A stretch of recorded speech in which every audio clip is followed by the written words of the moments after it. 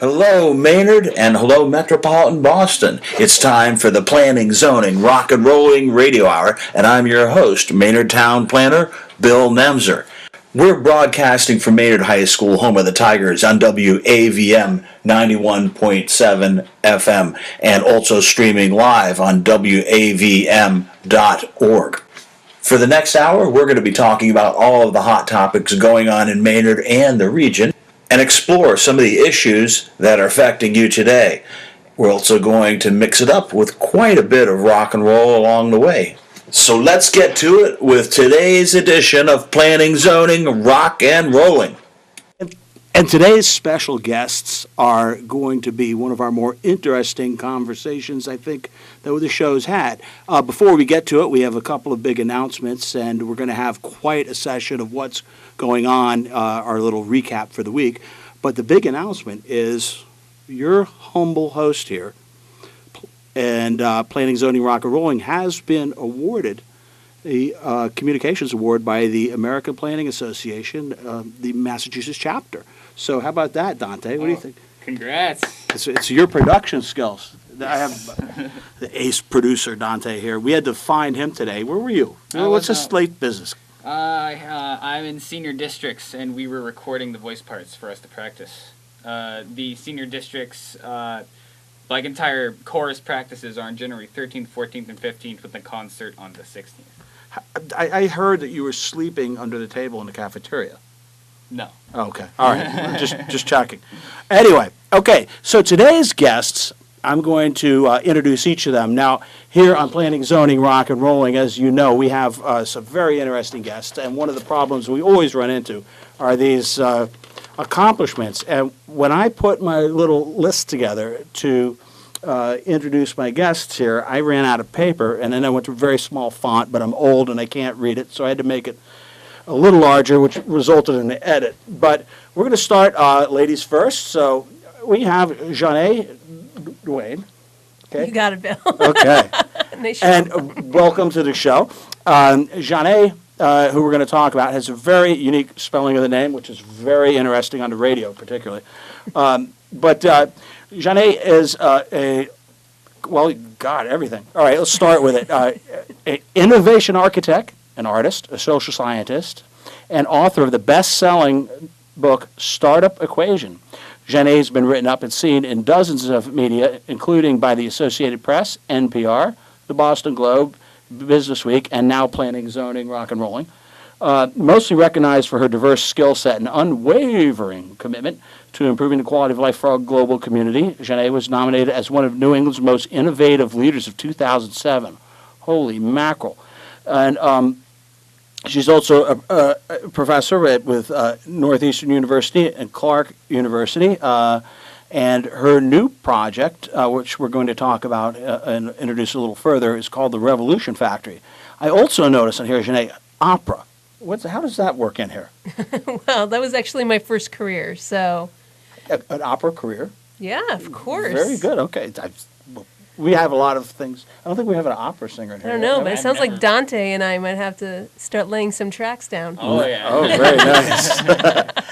And my other guest is Steve Fisher, and there is no C. Is that correct? That is correct. All right. So the English version, and it's just Steve because you explained everything about Jeanne, and then it's just Steve. Okay, Steve it is. Okay, yeah. Steve has a quite a bit of another one of these resumes that runs off of the paper, but he's the head of product and user experience at NetApp. Is that correct? I actually am recently left Oh. to start this venture. Okay, so this is what I do for. I prepared this a couple of weeks ago, and this is what happens. So it's dated. It's already a dated radio show. So you have to catch us up on this. Okay, and also the co-author of the Startup Equation, a visual guidebook to building your startup. So Jeanne and Steve have come to Maynard, and there's an awful lot to explain here. So I'm going to throw it right to them. And first, we're going to talk about a little bit more about them, but then about their project. The project, some of you out there may have seen some articles that were recently written, and their new venture is called the Revolution Factory. How about that? And But a little bit, let's get a little bit about you guys, first of all. Okay. All right. First of all, how did you come about coming together here? Have you worked together? What is the? Because I see Brown University in both of. Right? Is there any connection there? Yes, but that's not how we met. So, I'm so we're actually married, trying to do my homework. Okay. Oh, all right. which is a longer story within itself. But Steve actually reviewed my first book I feel like it's many years ago now.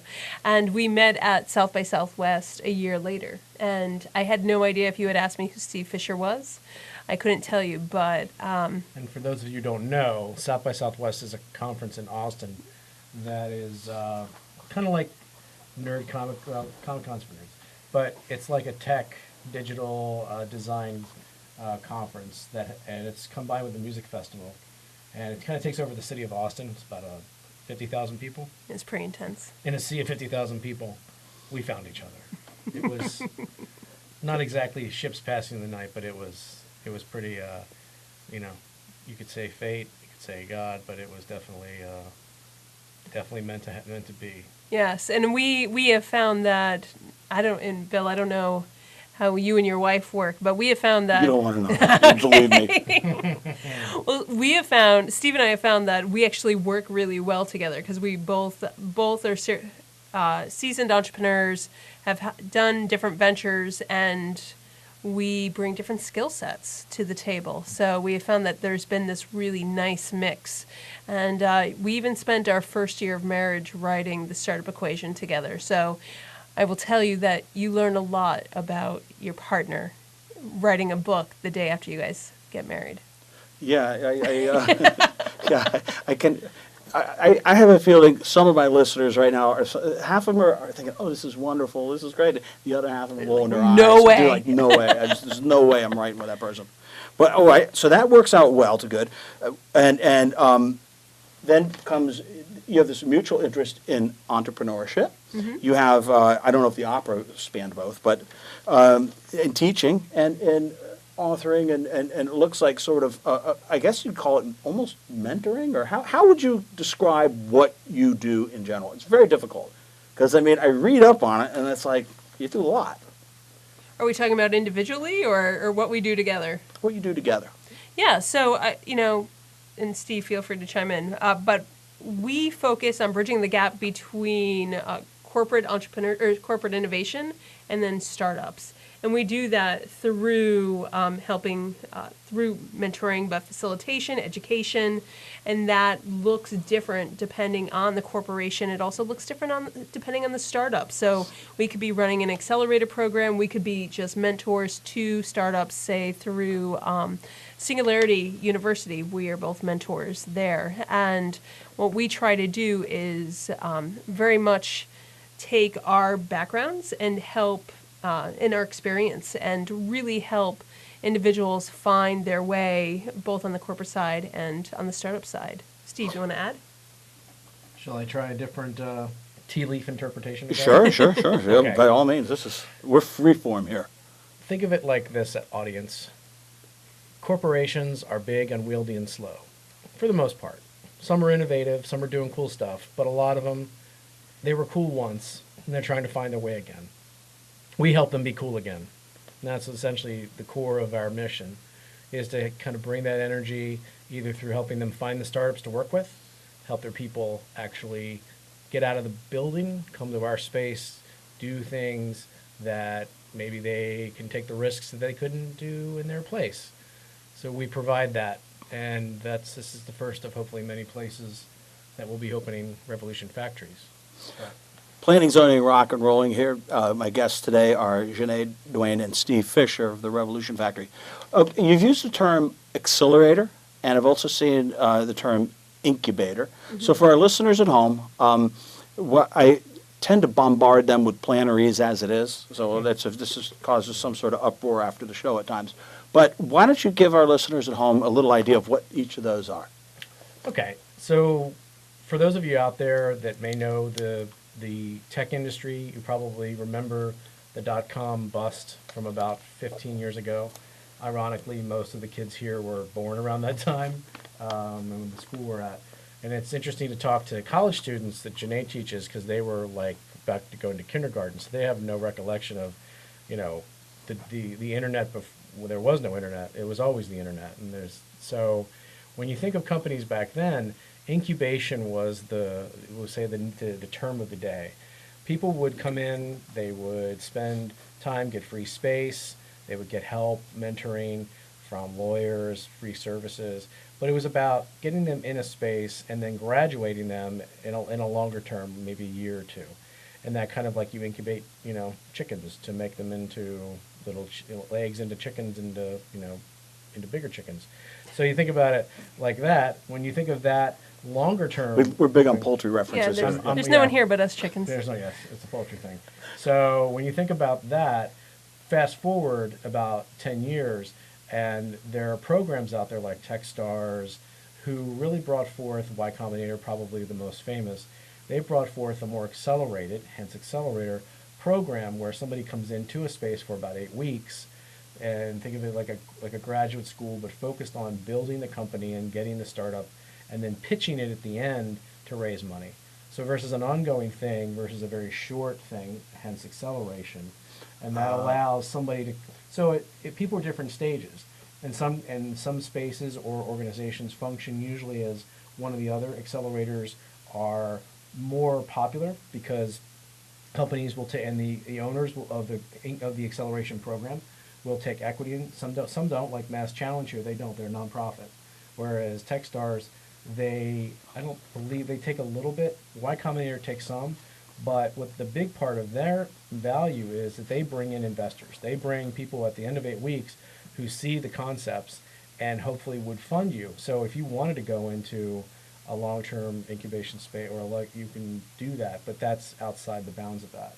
What we find is that there are companies that come in needing they're in different places where they might need both. So we do mention both terms, but they're not interchangeable. So does that help? Well, yeah, that's exactly it. So when you say that an accelerator is really just exactly what it sounds like, but it would be for an existing business, could tap into it to start I don't know if the spin-off is the right word, but a subsidiary of some sort. So for example, yeah, there's different types of acceleration programs. So you have the general ones, which are not, they're kind of the early ones. They're not as, you don't see them happen anymore. You have things that are very niche focused. So a general one like a Y Combinator is looking at all different kinds of opportunities, different kinds of ideas that people might bring. However, you have things like Rock Health or Greentown Labs. Greentown brings in just clean tech. They're an incubation space. They bring in that programming, partnered with usually corporations, to focus on a specific set of goals. So what we do with corporations is if people want to do an innovation challenge, like they have a problem, a real cool thing that they want to solve, we can help them either do it internally, or if they want to sponsor it, they can come to us, say, the Revolution Factory, we want you guys to house our innovation challenge and acceleration program to accomplish X set of goals. So the ability for us to find the right startups at what different stages to come into the program to meet that, because if they build the right solution or they come up as the winner, they usually get their client. They have their first client. That's a big difference. Big difference. I see. Planning, Zoning, Rock and Rolling with Janae Duane and Steve Fisher of Revolution Factory. So why Maynard? What brought you to Maynard? How did you find Maynard? Because you've got, looking, and I encourage all of you at home to look up their bios online, look up some of the stuff that they've done. A lot of really cool stuff in different areas. How did you end up at Maynard? Well, I would say that we didn't find Maynard. Maynard found us, and I say that because a woman whom I had met a few years ago said, "I really love the work that you do. Maynard is really ripe for some economic development. It's in need of some transformation." And she introduced us to the previous owner of the mill. And we loved the mill. We loved the mill space. We loved and sort of fell in love with Maynard as a town, but it just wasn't the right timing. And so fast forward three and a half years later, we were approached by Mill and Main about doing an innovation space, and they were open to what that might look like. So we offered them our vision of what an innovation campus could look like here in Maynard and here within the Metro West area. And it just seemed to work. And what we love is the fact that, you know, when the timing is right, you get signals from everywhere. So it was one of these things where things just lined up. We had Mill and Main who supported us. We then had community support. And had individuals who were like, we need you to come here, come on down. But then we also just received a grant from the state around collaborative workspaces. Mass development. Yes. So it was one of these things where sometimes you just have to wait for the right opportunity. And Maynard has been a place that's sort of been near and dear to our hearts ever since that first meeting. Yeah, that's a good story. So it hasn't been like just this since when I met you guys. Probably last summer, I guess. Oh, I don't even think so. I mean, Really? was it last summer? Maybe. We're in Maybe 2017 right now. already? So, yes. It's all a Yeah. blur. So summer of 2016. In the olden days of 2016. Exactly. Was 20, yeah. Okay, and that new venture is called the Revolution Factory, and we're going to take a little break, and when we come back, we're going to get all into it. But Dante, what's next? I think a little Beatles should be on tap. What do you say? Oh, yeah. All right. How about those Beatles? You still like the Beatles there? Oh, I used Dante? to like the Beatles in third grade. I used to listen to them all the time. I still love them. Really, in third grade? That's pretty good. Oh, yeah. They were around when I was in third grade, but they're not too corny. This show's not too corny with music, is it? It's pretty good. Yeah, it's pretty Yeah, good. all right, better. Okay, planning, zoning, rock and rolling. I'm town planner Bill Nemser. My guests today are Janae Duane and Stephen Fisher, and we're talking about their new venture in Maynard, and it's known as the Revolution Factory. And we just covered in our last section a little bit about some of the experiences that they're bringing to this venture. But let's start a little bit about the Revolution Factory from square one. Where is it going to be? Because I just realized, I don't know if we've even told our listeners exactly where it's going to be in Maynard. So, for those of you who I'm sure know Maynard, and those of you that don't, you should come visit. In the main street kind of town center, there is a massive set of factory buildings. Digital Equipment used to have it for a couple decades. It was a woolen mill, and now then it was Monster.com's headquarters, and now it's called Mill and Main. So when you walk along those gates, and there's a big like Apple cube looking like atrium that they've built, and we are in there. If you walk down the long hallway, that is the space we occupy. And it's really near a lot of great things like coffee shops and artists, galleries, and just some really great businesses that inhabit this town. So when we talk about this effort, the Revolution Factory, okay, how would we describe it? I've got a couple of things written down here. We have the incubator, which we've already discussed about. We've already discussed. The extra words keep flying out this new year. Accelerator. But then I've also come across these terms. Makerspace is one, and co-working space. So can you give our listeners a little summary of each of those? Let's start with Makerspace. Here, you want to take Maker? Yeah, so think of us as like an innovation campus, right? You can come and innovate. So there's components to that and different ways you can approach it. So the first is the makerspace. So makerspace is, if you out there remember wood shop and metal shop and the way you would build stuff, when you took this in high school, some of you may be in the trades right now, that's making. Right now we have things like 3D printers. There's lathes and woodworking and all types of ways you can prototype and build products. You can have an Etsy business and come in. So think of it as a membership.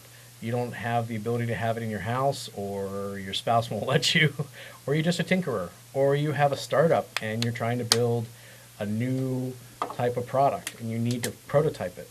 So being able to be a member of it on a daily, weekly basis, you can come in and be a member of the Revolution Factory and have access to the makerspace, which will, in the next few months, have a number of really cool products.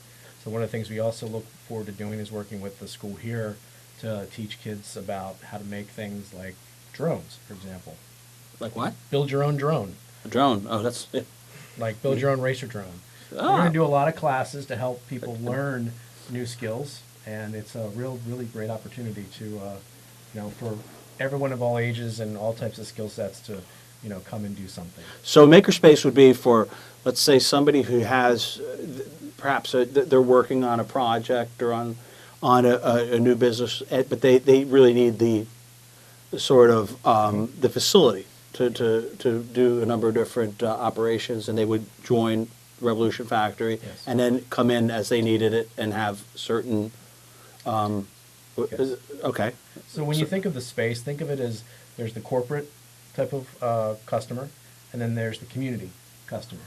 People who are in the community, they want to be a part of the space, they want to leverage it in a different way, versus the corporate company that is a startup, they want to formalize and they're building stuff. So both could be using the makerspace. Absolutely. Okay. Absolutely. And then when we talk about co-working space, I mean, I've seen, facilities where there's a shared staff and maybe a conference room that everybody can share. Is it the same type idea, or why don't you tell us a little bit about Yeah, that? so it's a similar idea. So imagine a bunch of freelancers, entrepreneurs, but then also individuals who work for larger corporations who don't necessarily want to work from home. Maybe they have kids and it's just too noisy and it's distracting. This allows them to work out of our space with the ability to use the conference spaces. There are different areas for different modes of work depending on how you work and how you prefer to work. But then we're also running a bunch of programming. So there's classes, skill building within that area as well. So it allows you to be a part of a community, but also get your work done without going to, say, a Starbucks. So if somebody, like Maynard, as you probably are well aware, there's a lot of very innovative people. I mean, but there's all types of disciplines here. So would somebody, let's say at home, that has an idea, they're not quite ready to open up, a large facility, but if somebody's maybe a startup business could literally come in, join, use the makerspace to refine their product, I guess, or and then could use the co-op space or the co-working space to really function as an office, basically. Absolutely. And is that kind of the way you see this working, like for that sort of pairing like that? Or- Absolutely. And what we've done is we have membership models for both. So for the co-working the co-working space is launching in March, where the makerspace will launch in June. And we have a membership model that allows people to either be a part of the membership separately, depending on what their needs and their wants are, or they can be a member of both. And it just really is tailored to whatever they need at that time. So your clientele could range really, like you say, from a corporation where it's thousands of people that are looking to have some sort of spin-off or whatever the case is, to the person at home who's saying, hey, I want to take the next step for developing a business. Absolutely. And you mentioned something about courses and classes. And that seems to be a large part of what you're doing. Obviously, you have a lot of background in this between books and teaching and so on. But can you kind of give us an idea about what type of class would somebody be able to take? Let's just say an average person that was going to come in and maybe is fooling with the idea of starting their own business and getting it going. Yeah, no, absolutely. So we will be running classes that range depending on if you have skills or new skills that you're looking to build. So that could be around coding, that could be around user experience. But then also we'll have longer programming, such as the pre-accelerator. Say that someone wants to be an entrepreneur and has an idea, but they haven't necessarily validated that idea and they need some entrepreneurial training around how do I take this little glimmer and turn it into something that I can actually make money with. So what we're really looking at, and then we also have community programming. So if there's an individual who is a part of the community who really wants to share a skill set that they have and share their knowledge and expertise, we're a place that you can then offer that. So what we're trying to do is, one, assess the needs of the community, what types of programming do Sure. they need, and then offer a real robust selection of programming so that we're able to help as many people as possible build up their skills so that they're really part of where the future of work is headed. So you'd mentioned that people can stop in. Is it seriously? I mean, people would just. Do you see people walking in, or how are you going to recruit customers and clientele? I can't, imagine somebody's just going to be walking by and say, "Hey, I think I'll start a business." So how do you encourage people to take the first step with you? Yeah, so that's a great question. I say that people can reach out to us as we're building out the space now. Again, we launch in March, so And you'll have a website going with the whole. we have a website right now that you can at least go and contact us. So And what is that if website? you go to Rev Factory, that's REV Factory.com, you can contact us about our different programming, being able to find out what our different co-working and makerspace options are, and we'll work with you to figure out and assess what are your needs and how we can help you. And do people don't need to be intimidated about their ideas too small, or their some people out there I could see are probably saying, well, I'm kind of skittish about taking the first step. I mean, you're working with literally complete startups. Absolutely. And there's no idea that is too small. It's really around who are you and what are you trying to build? Is this an idea that you think you can build and sell? Is this a lifestyle business that you're trying to create? So really, it's us also understanding who are you as a person, so that we can help identify what is it that you actually need, so that you don't spin your wheels and spend hours, if not years, trying to figure that out. Well, spin your wheels is not the best analogy. Yes, we just had to fish a Budweiser truck out of the Assabet River. Kind of, but that's black humor on planning, zoning, rock and rolling. Janae slipped that one in. Okay, now my guests today is Janae Duane and Steve Fisher of the Revolution Factory. We're going to take a quick break here on Planning, Zoning, Rock and Rolling. We're in Planning, Zoning, Rock and Rolling. Today I am town planner Bill Nemser. My guests today are Janae Duane and Steve Fisher of the Revolution Factory. Well, I have to tell you, we're getting the emails and the texts in here right and left with a lot of questions as far away as Swamp Country in Florida. We're controversial. This is controversy. But I'm going to tell you something that is controversial, is that we've had a couple of complaints about our little game here called Think You Know Maynard. Now, it's great to come in here, and we love to have guests in here all the time, but I happen to have somebody at my right who is, now those of you at home, it's still on your right too, but it's on my right too, and it's Dante, the trivia machine of Maynard. Is he? He is, and this contest is very popular. It's very difficult. And part of the reasons that it's so popular is because the assistant town administrator, I think both of you met Andrew Scribner McLean. Of course. That hyphen is silent. There are 3 words. Right. He is also a noted philanthropist and feels that his way of giving back to the community here is by offering to buy lunch to the winner of this contest every month. And you can take your pick of where you're going to go. And boy, I'll tell you what, in Maynard, we do have a lot of nice restaurants now. And so there's an What's the incentive here to most do well. expensive one? Yeah, well, yeah, of course. Money's no object with that guy. But okay. Poor So Andrew. anyway, now that my desk is He's like, being what did I sign cleaned up out. for? Okay, so are you ready? Now, here's the way we work it. Guests are going to go first, and we're going to Weird. ask you a question about Maynard. Oh boy. And if you answer it, you get a point. But if you don't, your Are there opponent- whammies? What's a whammy? Oh. She's don't. Sorry. She's going. Oh, here comes the husband and wife thing. See, I knew that was coming. We work well together. She does it a lot, so I'm like, no, we're gonna go. I do the squirrel moments more than anybody, but Janae's holding up a can of mace. I don't know what this is about. What? Okay. All right. Are you ready to go? No. No. Okay. All right. Let's do it. Question 1 for the Revolution Factory. You were talking about your new home, Bill and Maine. yes, Well, at one time, that was, as you noted, the Assabet Woolen Mill a textile manufacturer Yes. founded by Amory Maynard. And now it's Mill and Main. This is a multiple choice question, and you have an opportunity to answer this. If you answer correctly, you get a point. If you don't, it goes to Dante, the trivia machine. Okay. What product was the Assabet Woolen Mill known for manufacturing? Was it 1, Civil War uniforms, 2, high-end scarves that were the rage in New York society in the 19th century, 3, wool hats? Oh, great question. Want me to read them again? The No, answers? it's yeah. I think it's.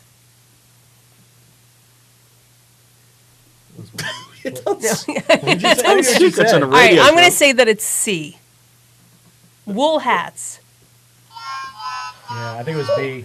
It was the. Wait, Oh, wait, wait, wait, okay. Leave it for Dante. Dante, the trivia machine, the Maynard trivia machine, was the Assabet Woolen Mill was known for manufacturing 1, Civil War uniforms, 2, high-end scarves that were the rage in New York City throughout the 19th century. That was in my childhood.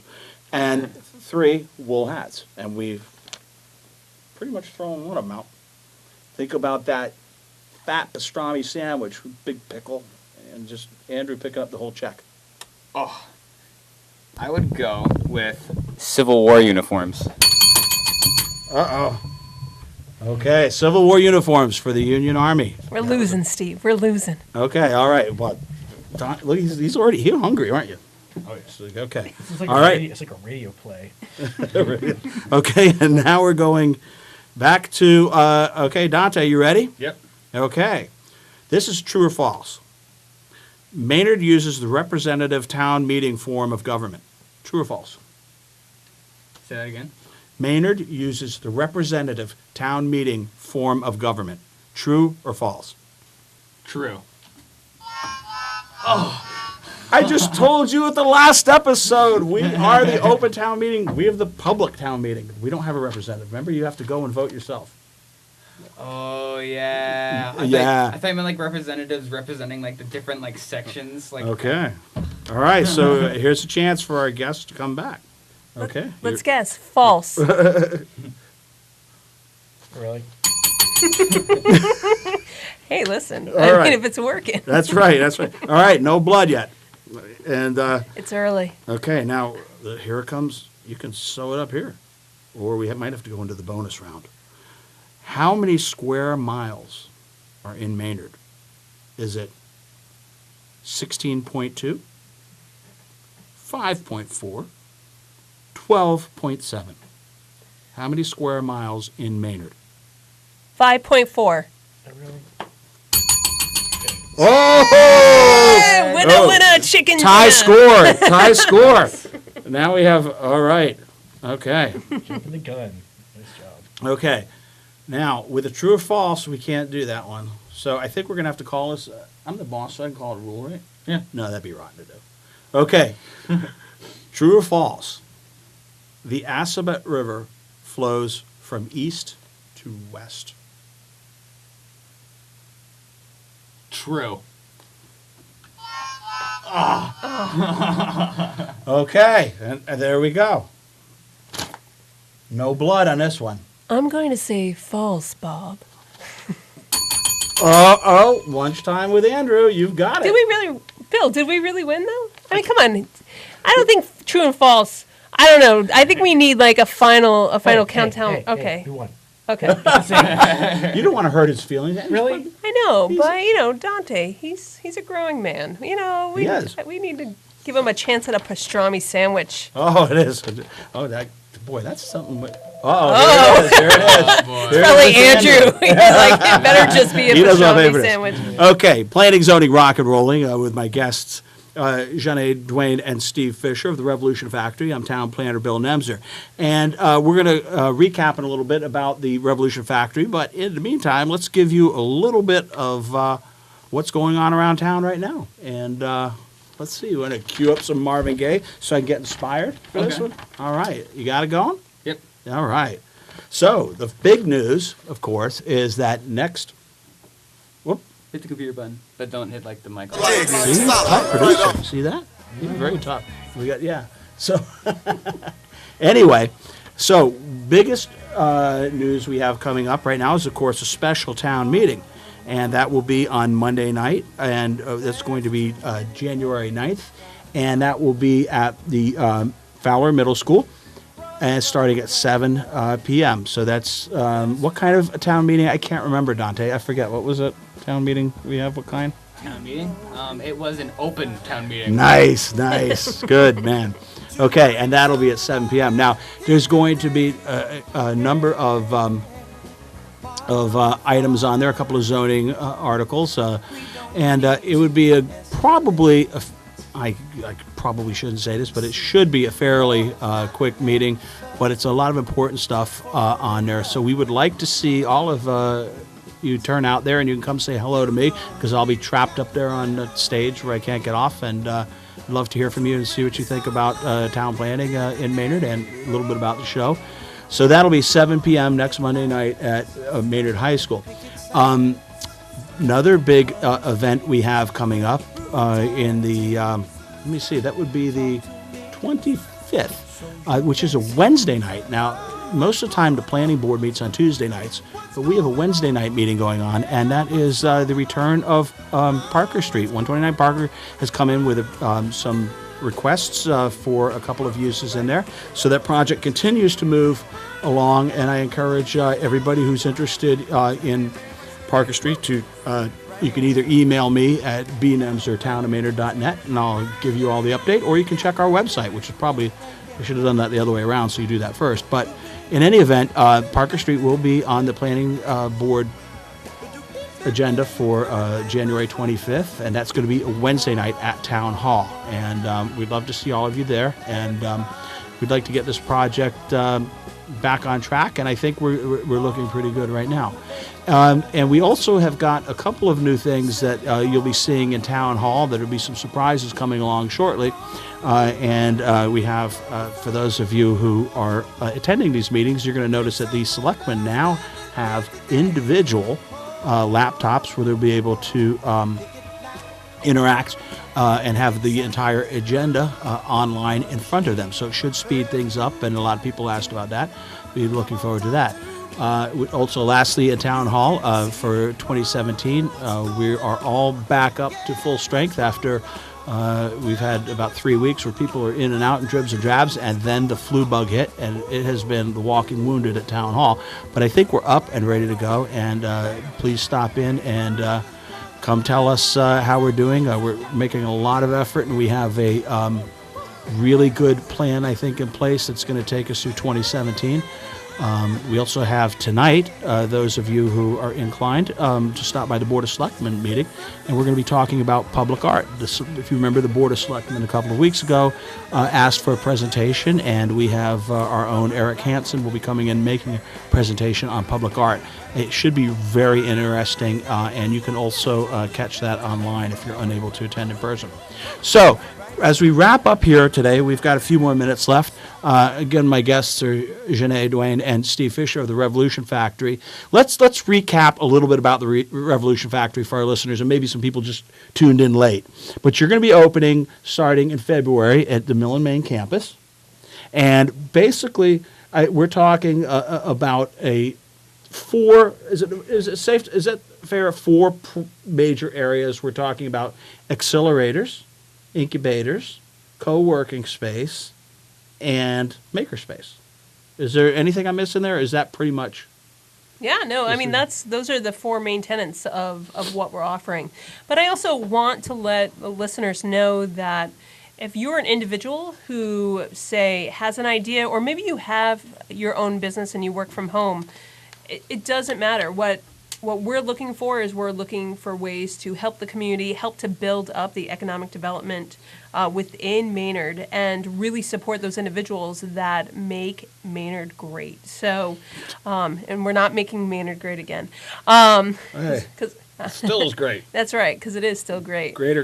Getting greater. There's a lot of great. But feel free to contact us at revfactory.com. And if you have a question, if you'd like to know about some of our programming, if you'd like to know how you could co-work out of the space, or if you want more information about the makerspace that is coming up in June, we're happy to provide that information, talk to you about where you're at this time, and just help you move your business forward. And the easiest way to get hold of you, website, and give that one more time, the address? Yeah, sure. Rev Factory, that's REV Factory.com. And if I could add one last thing, for those of you who want to come and take a look at the space, and it's going to, as we're building it out and finishing it, there's the options for you guys. You can come work, just a membership of a couple days a month. You can come full time.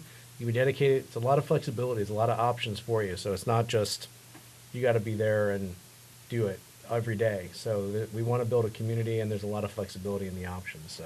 That's terrific to know, and I think we're going to have to have you back, perhaps maybe at the latter part of the spring or in early summer. We can check in to see how you're doing and see how we can gauge your progress, and maybe there's something the town can help you one way or the other with a radio show. And we've been trying to make sure that you're introduced to people and getting hooked up with a lot of people in town. But I'm sure we've missed a few, and any of you at home that would be interested in connecting with Janae and Steve, you can contact them directly, or if you want to stop by my office and get a little bit more background, I'll be happy to meet with you. And that about winds up Planning, Zoning, Rock and Rolling for today. Your award-winning Planning, Zoning radio show, #1 radio show for Planning and Zoning in America still. Dante, you checked we have any other statistics on that? No. Anybody beat us out? No. All right. So we're still on fire. We're still on fire. Nice. Okay. And we'd like to thank our guests today. Thanks, Janae. Thanks, Steve, for coming in today. I hope it was fun. Let's see. I'm glad to see you're still working together and not. We've had a few mishaps here with couples. I have to be honest with you. I didn't want to go in like that, but so far it seems you've made it through intact. Well, we worked well together, Okay. and you know what? It's been a lot of fun, and best of all, we hope we got some pastrami sandwiches out of this. Oh yes, you did. We'll set that up. And we had a good time. Thank you for having us.